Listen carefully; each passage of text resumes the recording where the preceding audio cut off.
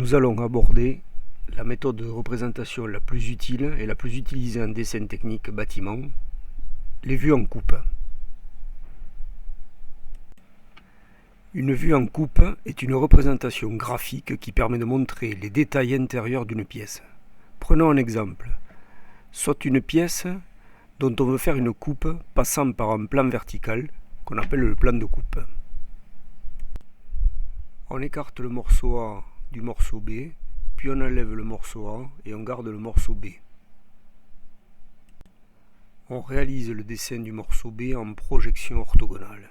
C'est une vue en coupe.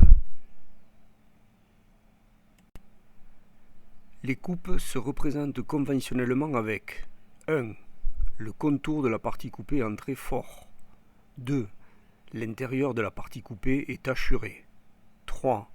La partie en arrière du plan de coupe est représentée en traits moyens. Le repérage de l'endroit où passe la coupe se fait en général sur le plan avec 4. Le plan de coupe repéré par un trait mixte renforcé aux extrémités. 5. Le sens de la coupe repéré par des flèches. 6. Le nom de la coupe repéré par des lettres AA, BB, CC, etc. Une coupe verticale sur un bâtiment permet de montrer la constitution, c'est-à-dire les matériaux des différentes parois, verticales, horizontales, inclinées de la construction. On peut ainsi se renseigner sur les épaisseurs et les matériaux des murs, des planchers, de la toiture, mais aussi visualiser les fondations du bâtiment ainsi que le terrain qui le reçoit. La coupe verticale permet une véritable analyse du parti constructif du bâtiment.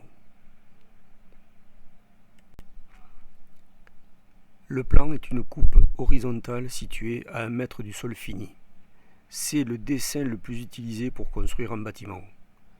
Il permet de voir les murs, les cloisons, les menuiseries, les escaliers, etc. Il comporte des côtes et toutes les indications nécessaires à la construction. Les hachures complètent parfaitement les dessins en coupe. Elles permettent de visualiser les différents matériaux constitutifs de l'ouvrage. On peut ainsi différencier les parties porteuses, les cloisons, les isolants thermiques, etc.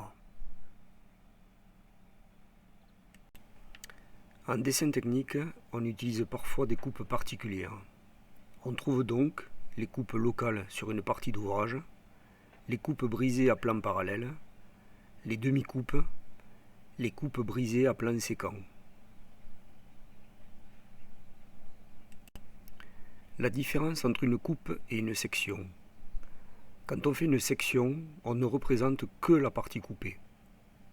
Contrairement à une coupe, on ne représente pas les parties situées en arrière du plan de coupe. C'est un dessin plus particulièrement utilisé en dessin technique menuiserie pour représenter par exemple les sections de bois. Voici une petite animation sur la réalisation des coupes en dessin technique.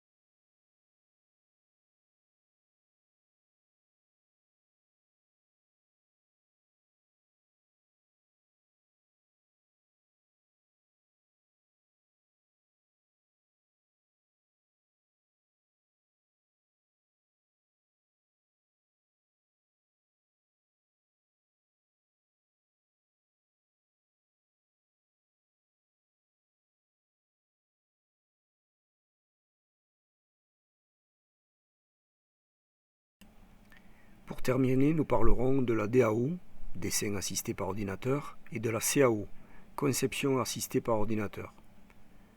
Dans ce cas, les coupes sont générées automatiquement par la machine, dès que les principaux éléments constitutifs de l'ouvrage sont définis. On a ainsi une interaction entre tous les éléments et une véritable intelligence de conception qui permettra, à terme, d'éviter tout défaut et de rationaliser en amont l'acte de construire.